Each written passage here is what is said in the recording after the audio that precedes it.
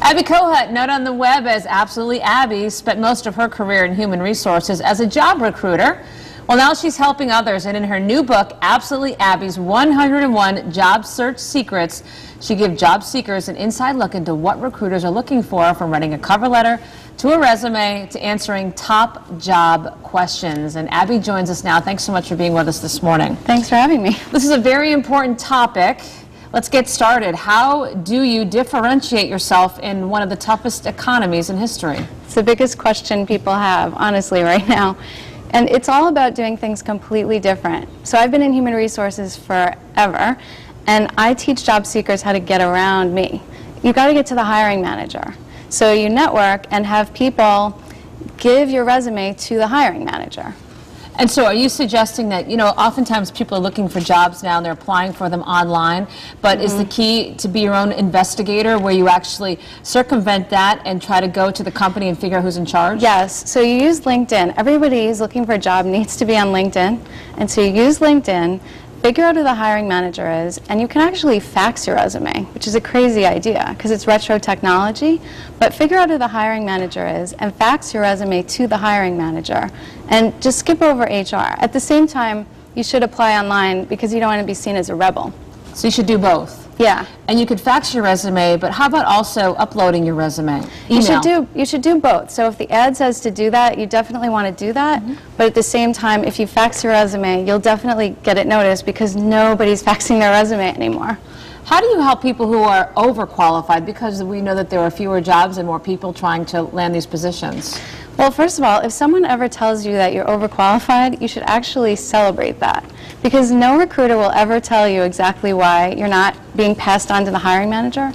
So if someone tells you that you're overqualified, you should try to explain to them why you're not overqualified, why you're actually absolutely qualified, perfectly qualified, and give them reasons why you're excited about the position. And these are some of your tips on the screen right now. Yes, absolutely. So you should definitely explain why the position is perfect for you.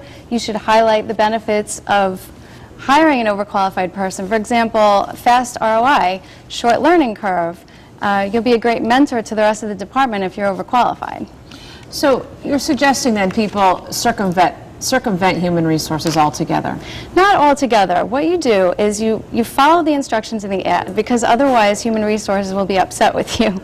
So follow the instructions in the ad, but at the same time network. Use LinkedIn, go to networking events, and find somebody who can walk your resume to the hiring manager at the same time. But here's a quick question, because oftentimes when you read those ads, it'll say, "No calls, please."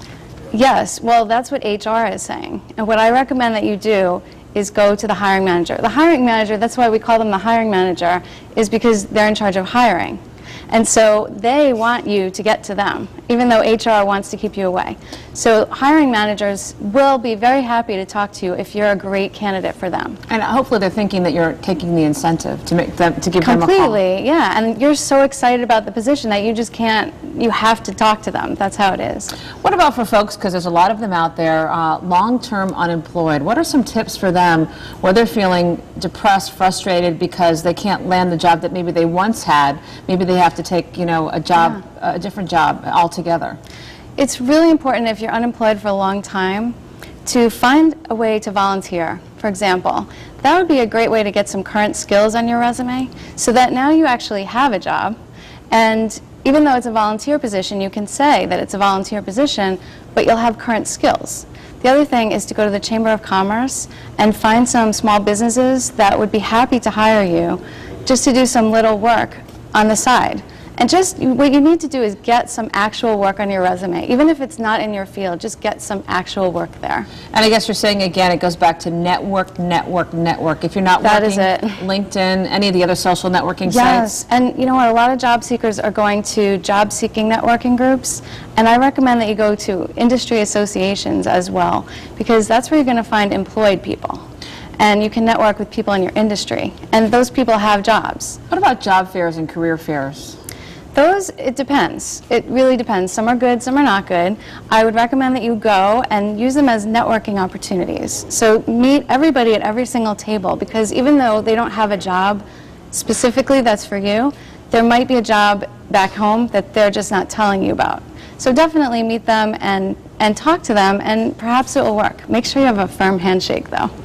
Firm handshake at the job fair, and great breath. You must have good breath at a job fair. That's really important. That makes perfect sense. Yes, yes. Abby, thanks so much for coming in. Wonderful tips for our viewers to use. Absolutely Abby's 101 Job Search Secrets. You can find her book and more information by logging onto our website at WTNH.com, and you can click on the Good Morning Connecticut Weekend section for those details. All right.